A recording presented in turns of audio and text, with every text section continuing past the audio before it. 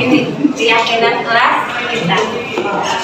Sebenarnya saya ingin meminta satu anak untuk ini ditulis, tidak sekedar sekarang papan tulis, tapi ini nanti dibuat ya, terus nanti dicetak, ditempel.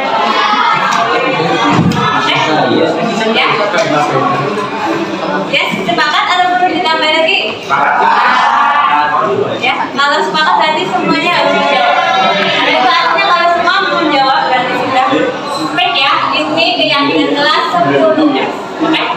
Sepakat semuanya? Sepakat. Oke. Berarti termasuk hari ini satu tidak berangkat karena satu ya. Ini tidak sepakat. Keduanya sepakat dong ya. Ini itu yang belakang. Sepakat? Soalnya ya, soalnya ngocok ya. Oke, berarti ini akan kita laksanakan mulai kapan? Mulai kapan? Mulai sekarang? Mulai besok, pekan besok ya. Artinya mulai pekan besok 10 harus dalam sejuta keyakinan yang sudah gitu. Kalau tidak berarti ya nanti ya kita selesaikan bersama. Kalau ada yang tidak mengikuti ya.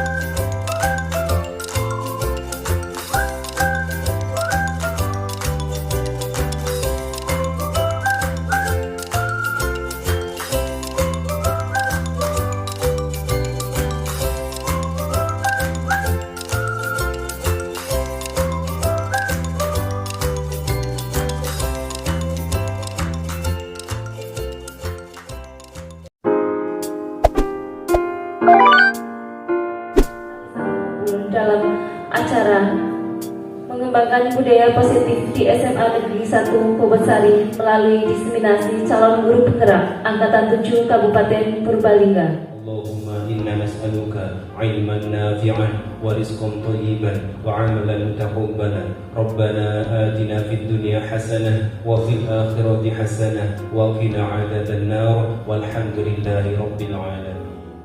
Indonesia yang merdeka, merdeka, tanahku, negeriku yang ku cinta.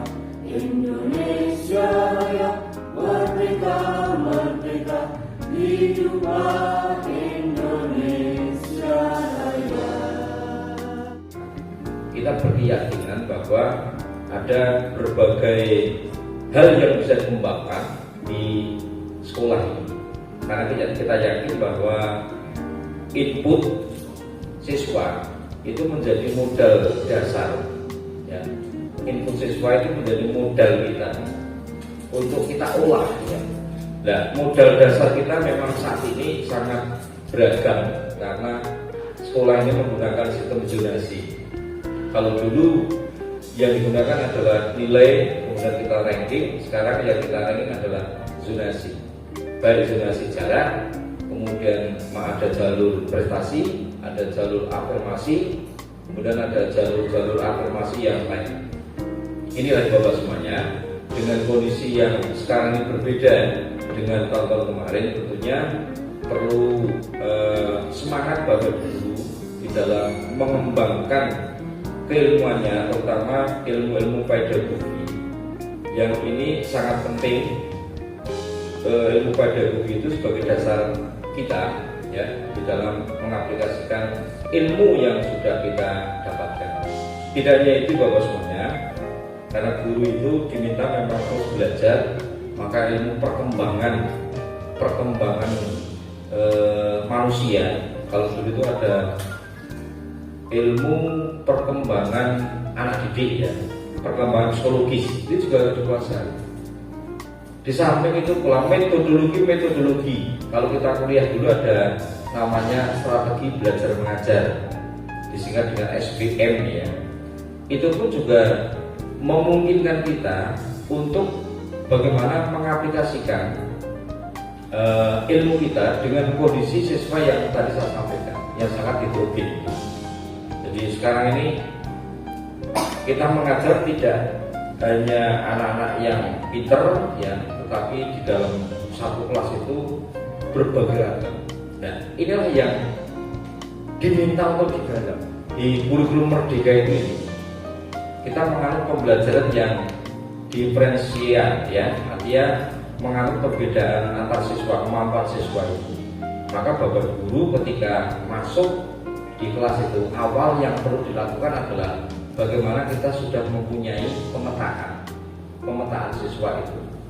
Nah, dari hasil pemetaan itu kemudian kita bisa memberikan perlakuan sesuai dengan kemampuan siswa dan perlakuan guru bagaimana untuk menentukan mencapai target yang sudah diberikan. Maka kemarin ada target-target yang dibutuhkan itu, diharapkan bahwa nantinya anak itu mendapatkan satu perlakuan yang pas, ya, sangat-sangat perlakuan yang pas. Kemudian dari perlakuan yang pas itu imbasnya anak-anak itu mendapatkan nilai-nilai yang memang pas, ya. Nilai pas itu kalau dia berkemampuan lebih, maka Bapak Guru tidak sungkan-sungkan memberikan penilaian yang lebih. Kemudian harapan kita adalah bagaimana penilaian itu nanti dibuktikan dengan indikator minimal, ya, indikator minimal atau kemampuan minimal yang harus dikuasai oleh siswa. Jadi Bapak Ibu kalau sudah menentukan KKN, ya paling tidak target itu harus terpenuhi, ya, target KKN itu. Dengan apa? Strategi tadi, strategi pembelajaran yang sesuai. Assalamualaikum warahmatullahi wabarakatuh. Ya, mohon izin saya untuk menyampaikan materi diseminasi guru penggerak Angkatan 7 Kabupaten Purbalingga.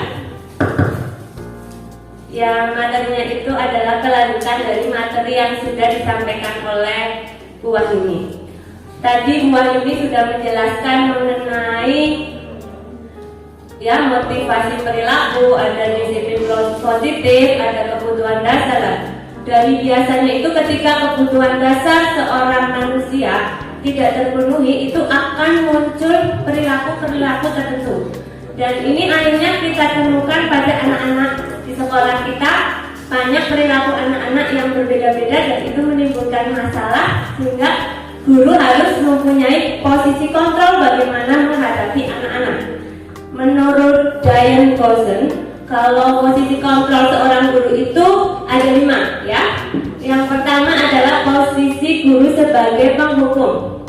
Apakah Bapak Ibu pernah menghukum siswa? Nah ya, barangkali tidak mengerjakan tugas, kemudian menghukum. Saya pun pernah. Oke. Kemudian yang kedua ada membuat rasa bersalah. Jadi kita itu menyikapi perilaku siswa dengan membuat mereka merasa semakin bersalah. Dengan kata lain itu telah mengecewakan kita sebagai seorang guru. Kemudian yang kedua ada posisi teman. Dan yang keempat ada pemantau. Terakhir ada manajer. Ya, mari kita bahas satu persatu. Yang pertama adalah posisi sebagai penghukum. Seorang penghukum bisa menghukum secara verbal maupun secara fisik. Orang-orang yang menjalankan posisi penghukum senantiasa mengatakan bahwa sekolah memerlukan sistem atau alat yang dapat lebih menekankan murid-murid lebih dalam lagi. Jadi seperti ketika guru menghukum itu anak-anak ditekan terus sampai anak tersebut berubah. Biasanya kan kalau kita sudah menghukum ternyata belum berubah, biasanya ada hukuman dengan cara lain ya, kalau guru biasanya. Kemudian biasanya guru sebagai posisi penghukum itu bicaranya dengan nada keras. Kemudian contoh kata-katanya adalah biasanya patuhi aturan saya atau awas, seperti itu, biasanya. Kemudian yang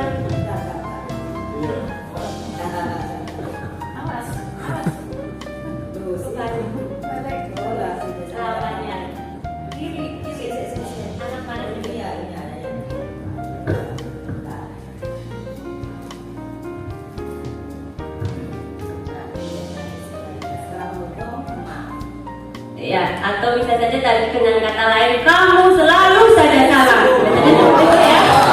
Kalau kita menghukum ke anak itu nadanya keras. Kemudian yang kedua membuat rasa bersalah. Di sini seorang guru yang berposisi sebagai pembuat rasa bersalah itu biasanya kita itu suasananya hening. Kemudian di dalam keheningan namun kita membuat anak tersebut menjadi merasa bersalah, tidak nyaman atau merasa semakin rendah diri. Jadi walaupun hening tapi kata-kata kita biasanya itu dalam gitu, ke hati, untuk membuat mereka merasa jadi bersalah. Di posisi ini murid jadi merasa punya penilaian diri yang saya kok buruk, seperti itu biasanya.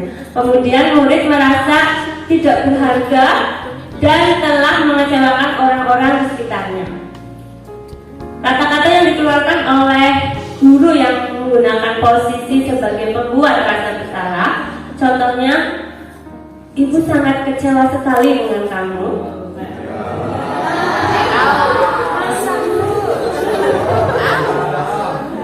Berapa kali Bapak harus beritahu kamu ya? Cenderung membuat kata-kata yang anak itu jadi, aduh iya ya saya sudah mengecewakan sekali, aduh saya kok buruk sekali gitu. Tapi walaupun hening tapi anak jadi tidak nyaman sebenarnya dengan kata-kata itu. Kemudian yang ketiga, next book, sebagai teman, guru juga bisa berposisi sebagai teman. Di sini kalau sebagai teman memang kita cenderung tidak menyakiti murid, karena kan tidak mungkin teman itu tidak saling menyakiti, inginnya saling membantu gitu ya. Namun tetap berupaya mengontrol murid melalui persuasi atau ajakan. Posisi teman pada guru bisa berefek negatif maupun positif. Positifnya kita bisa dekat dengan murid, namun negatifnya anak itu jadi tergantung sama guru. Jangan-jangan ketika ya dengan guru lain dia jadi tidak semangat belajarnya, berbeda. Jadi dia jadi milih-milih gitu. Jadi tergantung sama guru tertentu. Jadi motivasinya tidak dari dalam diri tapi dari guru tertentu ya, tapi guru tertentu. Nah ini kan tidak bertahan lama. Ya, tak belum Bu contohnya. Ya, contohnya ya, misalnya, ayo ingat tidak bantuan Bapak selama ini. Misalnya anak ya tidak memperhatikan ketika belajar, kemudian cuek, kan Bapak ini kemudian mengajaknya itu untuk menyadarkannya sebagai seorang teman dengan kata-kata ayo ingat tidak bantuan Bapak selama ini, jadi mengajak kembali ya. Kemudian ya sudah kali ini tidak apa-apa, nanti ibu bantu bereskan. Jadi karena teman jadi lebih halus ya, lebih friendly, tidak seperti sebelumnya. Kemudian yang keempat, posisi pemantau. Posisi pemantau berdasarkan pada peraturan-peraturan dan konsekuensi. Dengan menggunakan sanksi atau konsekuensi, kita dapat memisahkan hubungan pribadi kita dengan murid sebagai seorang yang menjalankan posisi pemantau. Seorang pemantau sangat mengandalkan penghitungan, catatan, data yang dapat digunakan sebagai bukti atau perilaku seseorang. Posisi ini biasanya menggunakan stiker, catatan, daftar teks. Jadi setiap anak salah itu mereka sebenarnya sudah tahu konsekuensinya apa. Sehingga ketika anak berperilaku salah, kita mengambil posisi sebagai pemantau, kita akan mengatakan, ayo peraturannya apa. Dia tahu tuh salah berarti konsekuensinya apa. Atau sanksi atau konsekuensinya apa, ayo seperti itu. Kemudian yang terakhir. Yang terakhir adalah manajer. Posisi manajer ini cenderung lebih fokus pada murid, jadi berpihak pada murid.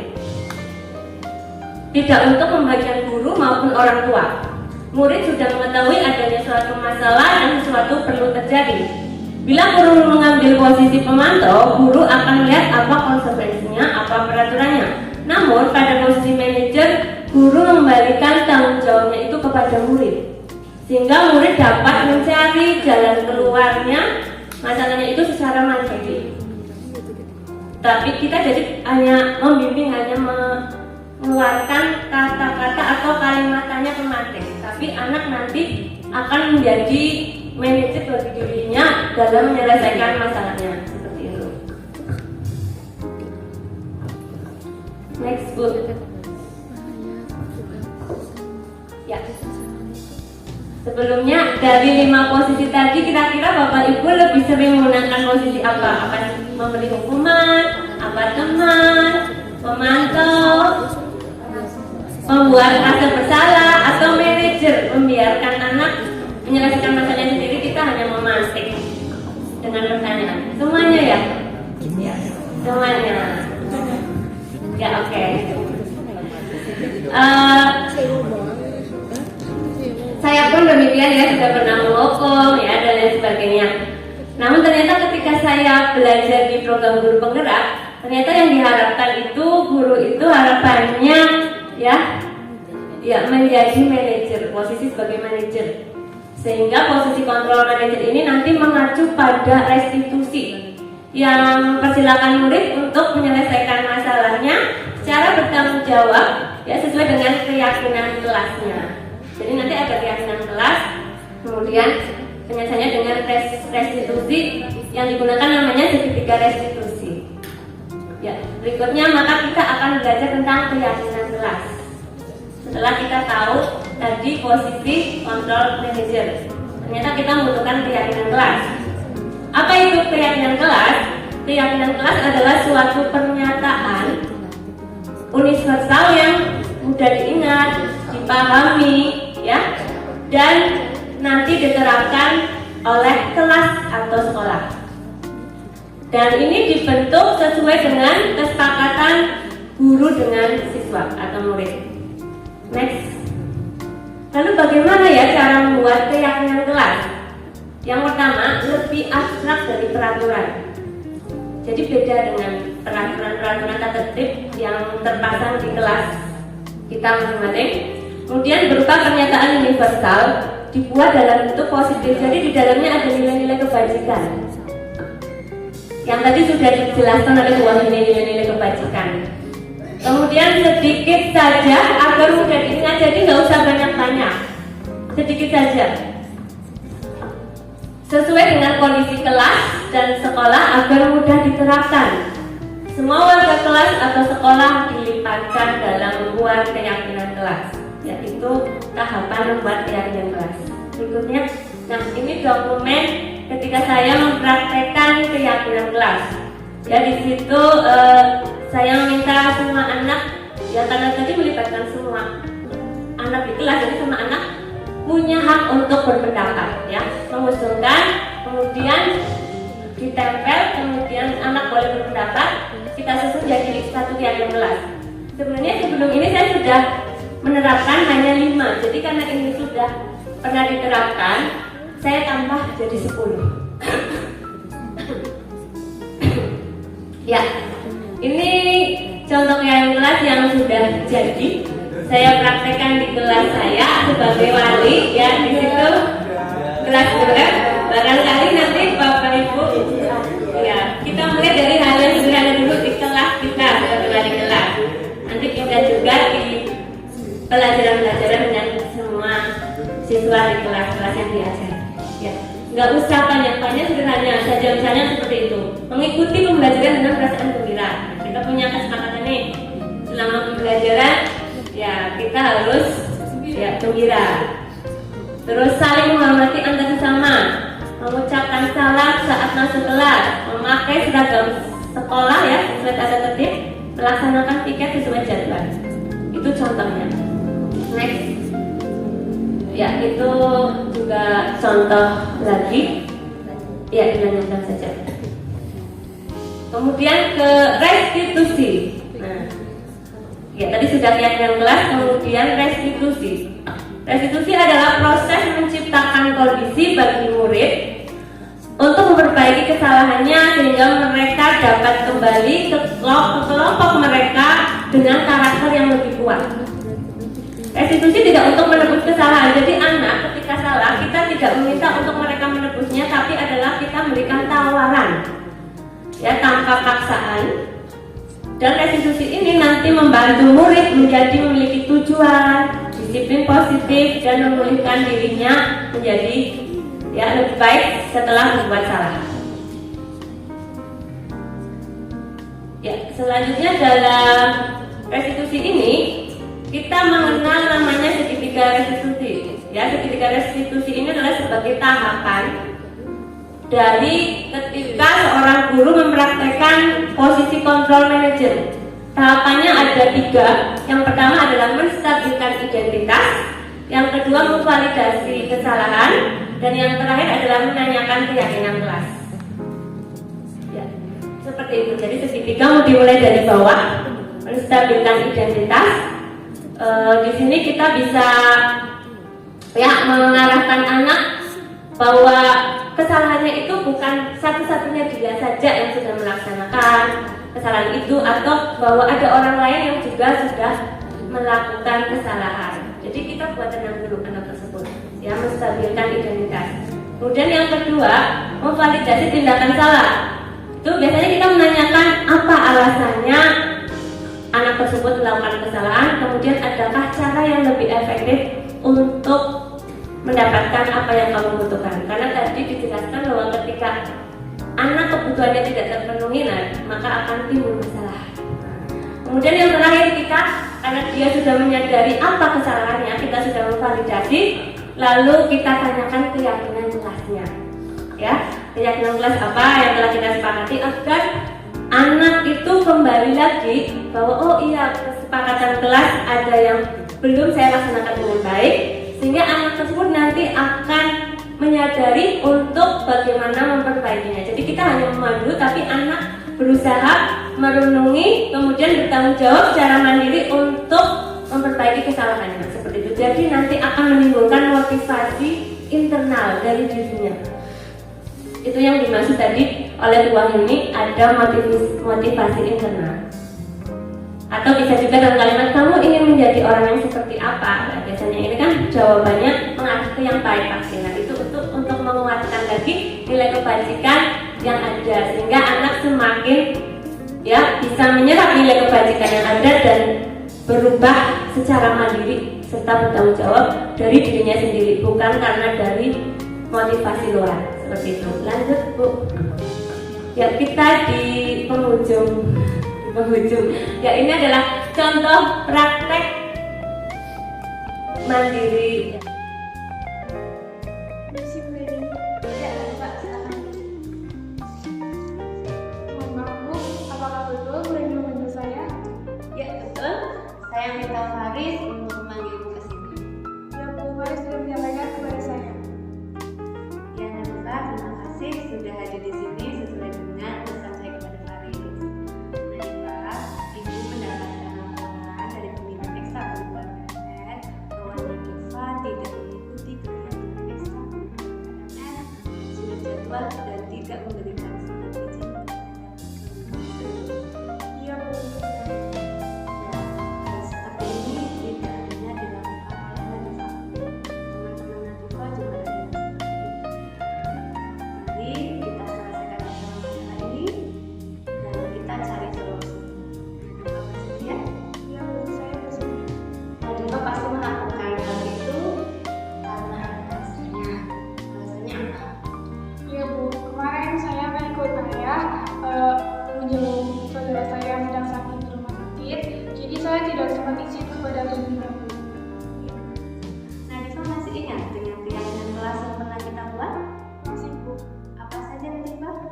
Hadir tepat waktu, mengikuti kegiatan ekstrakurikuler sesuai jadwalnya, dan jika berhalangan hadir, izin kepada pembina, menghargai pendapat orang lain, melaksanakan jadwal piket sesuai dengan jadwalnya, dan mematuhi tata tertib sekolah. Luar biasa Nadifa. Nadifa masih mengingat kegiatan kelas yang sudah pernah kita buat. Dari semua kegiatan kelas yang sudah kita sepakati, adakah kegiatan kelas yang belum dilaksanakan dengan baik oleh Nadifa? Ia berkata, tidak mengikuti kegiatan ekstrakurikuler dan tidak izin kepada pembina. Tidak mengikuti kegiatan ekstrakurikuler itu merugikan teman, tidak? Iya, Bu. Teman-teman jadi menunggu saya, dan kegiatan ekstrakurikuler jadi berjalan lebih lama. Ya, padahal setahu ibu informasinya itu untuk persiapan lomba. Iya, Bu. Ya, tetapi Nadifa ternyata tidak bisa datang dan tidak diberitahukan, sehingga pelaksanaannya menjadi mundur. Menunggu Nadifa tapi ternyata tidak datang, tidak ada informasi, akhirnya mereka tetap melanjutkan kegiatan tadi. Bagaimana cara Nadifa memperbaikinya? Pertama-tama saya meminta maaf kepada Bu Reni selaku wali kelas karena saya tidak bisa melaksanakan kegiatan kelas dengan baik. Apakah Bu Reni bersedia memaafkan saya? Ya, saya maafkan Nadifa. Selain itu, adakah hal yang akan Nadifa lakukan untuk memperbaiki kesalahan tadi? Kemudian saya akan meminta maaf kepada pembina ekstra dan kepada teman-teman karena kemarin tidak bisa hadir dan tidak memberikan kabar. Oke, berarti Nadifa sudah tahu kegiatan kelas mana yang perlu diperbaiki. Ya, itu padamu, kamu sudah bisa mengevaluasi kegiatan kelas kita dan mau memperbaiki kegiatan yang belum dilaksanakan. Ya, silakan. Kita boleh keluar. Terima kasih, Bu. Assalamualaikum warahmatullahi wabarakatuh. Saya Nadifa Lewidani dari kelas UF. Bu Reni adalah wali kelas saya. Saya diajak untuk praktik segitiga restitusi. Setelah saya mengikuti kegiatan tersebut, saya menjadi lebih nyaman untuk memperbaiki kesalahan-kesalahan saya. Dengan bimbingan bersama Bu Reni, saya diajak untuk menyadari kesalahan-kesalahan saya dan belajar memperbaiki. Dan saya tidak merasa tertekan karena dengan Bu Reni saya diajak untuk bersama-sama membangun dan tidak kembali melakukan kesalahan yang sama. Sekian, terima Terima kasih. Wassalamualaikum warahmatullahi wabarakatuh. Nah, itu salah satu praktek segitiga restitusi. Ya, jadi di akhir tadi kita menanyakan keyakinan kelas, kemudian anak dibiarkan untuk merenungi dan akhirnya dia menyadari dan harus bertanggung jawab terhadap kesalahannya untuk apa yang sebaiknya dilakukan ke depannya. Terima kasih dari maaf lagi Pak. Ya. Mari dari materi tadi, harapannya bagi kami di sini kami tidak bermaksud menggurui, tidak, karena kami hanya share apa yang sudah kami pelajari. Semoga bisa bermanfaat untuk kita semua dan mari bergerak bersama mengembangkan budaya positif di sekolah. Ya. Terima kasih atas waktunya untuk bisa memberikan pertanyaan. Izin bertanya untuk kajian terkait tentang yang sisi positif dan konsekuensi logistik. Saya pernah mendapatkan materi tersebut. Jadi intinya ketika melakukan kesalahan tidak dihukum dengan hukuman yang tidak nyambung kayak gitu. Misalkan terlambat hukumannya lari kayak gitu kan tidak nyambung. Nah, tapi pada kenyataannya kendalanya adalah ketika disiplin positif diterapkan dan dengan konsekuensi logis itu tadi yang dipraktekkan Bu Eni, kenapa tidak masuk atau terlambat harus ditanyakan dulu alasannya. Nanti tindak lanjutnya bagaimana. Cuman yang jadi masalahnya adalah bagaimana jika dalam perjalanannya anak itu ketika melakukan kesalahan nanti jadi seperti lah paling nanti cuma diginiin kayak gitu, diajak cuma dibilangin kayak gitu, nanti jadi mengulang kesalahan yang sama. Ini tidak ada penjelasannya. Itu yang pertama. Yang kedua tentang kesepakatan kelas. Kesepakatan kelas apakah sebaiknya dibuat per mapel atau per kelas saja? Kalau tadi di coachingnya Bu Reni, siswanya hafal sekali kesepakatan kelasnya. Kalau misalkan dibuat satu mapel semuanya, semua mapel kesepakatan kelas semuanya, apakah anak-anak ingat kayak gitu atau dibuat satu kelas satu saja? Terima kasih. Keyakinan kelas untuk saya dan buah ini sebenarnya sudah menerapkan juga di mapel gitu bersama siswa-siswa di kelas 10 dan saya juga 12. Kemudian tapi kita namanya memulai kita mulai dari yang sederhana dulu. Kemudian masih ingat waktu kita membuat kesepakatan kelas yang pas jadi fasilitator P5 lah itu. Oh ya, oke. Dimulai dari itu saya belajar untuk membuat keyakinan kelas. Saat itu masih sederhana, saya hanya membuat 5. Jadi pas semester 1 itu di akhir itu saya membuat 5 saja. Kemudian di semester 2 karena sudah diperkenalkan anak-anak saya tambah gitu menjadi 10. Itu menurut saya sudah cukup, yang bisa diharapkan guru itu bisa menampung semua pendapat anak-anak karena setiap anak-anak ternyata memberikan usul yang berbeda.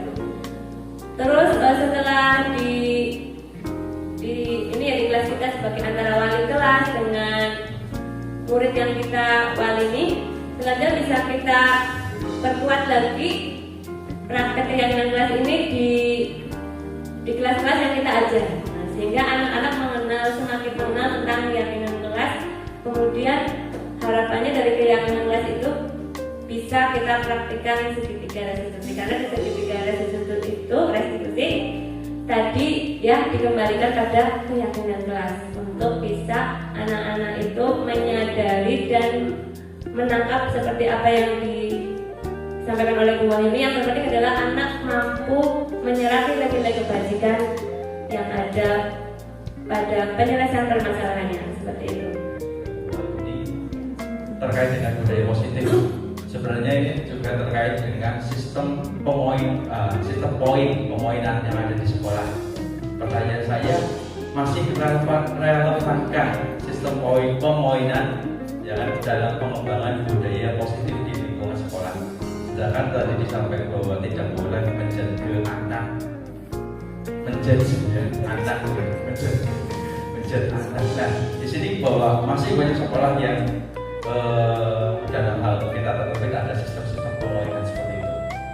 Mungkin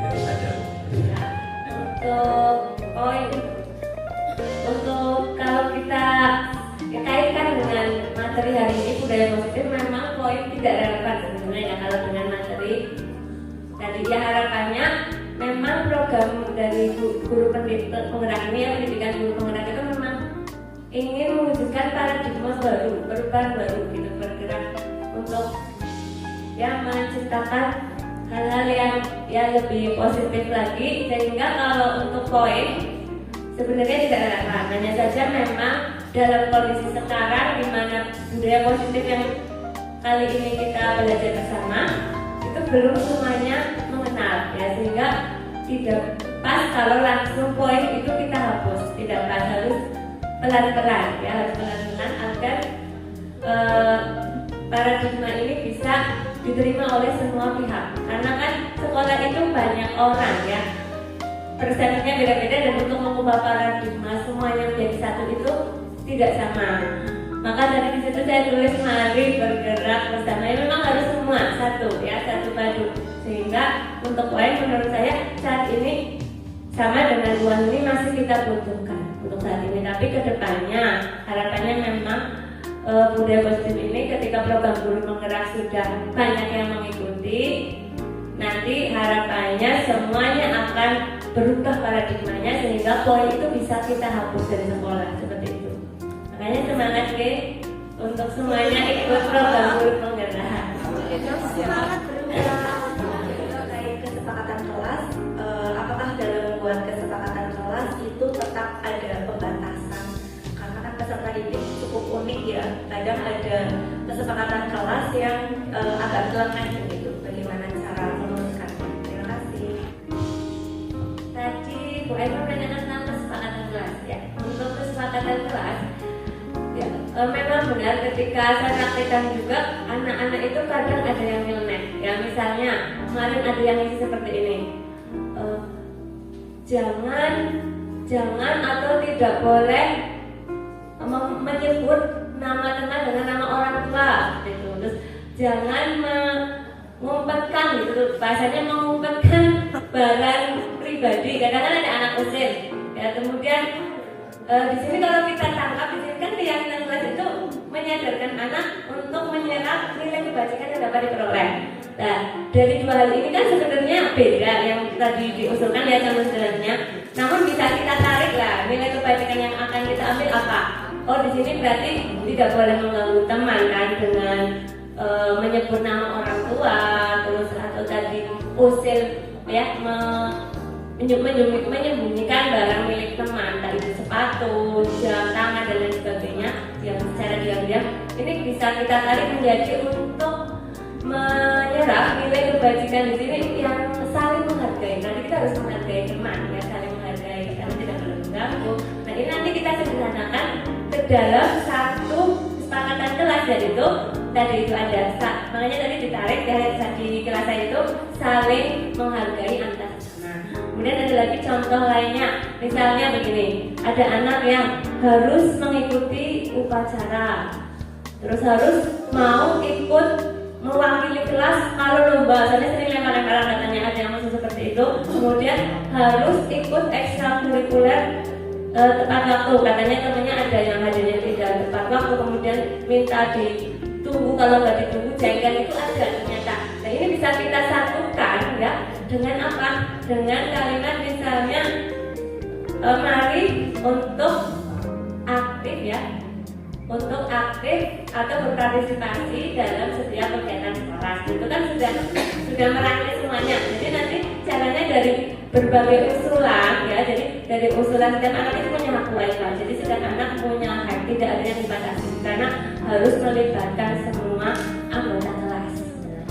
Kita hanya memandu. Nah, kita memandunya bagian itu ketika anak pun menilai. Nah, kita nanti membantu anak untuk ayo berpendapat, kira-kira kita satukan dengan kalimat apa nih yang tepat seperti itu. Nah, ya sehingga menjadi lebih sederhana tapi merangkum semuanya seperti itu. Paham? Ya.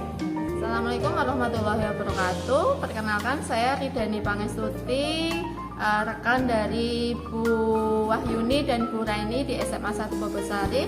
Setelah saya mengikuti diseminasi terkait budaya positif ini, bermanfaat sekali untuk saya pribadi karena saya jadi semakin bersemangat untuk membiasakan diri berbudaya positif, apalagi terkait ketika anak melakukan kesalahan, bagaimana saya harus bersikap dan tidak selalu harus menggunakan cara marah-marah.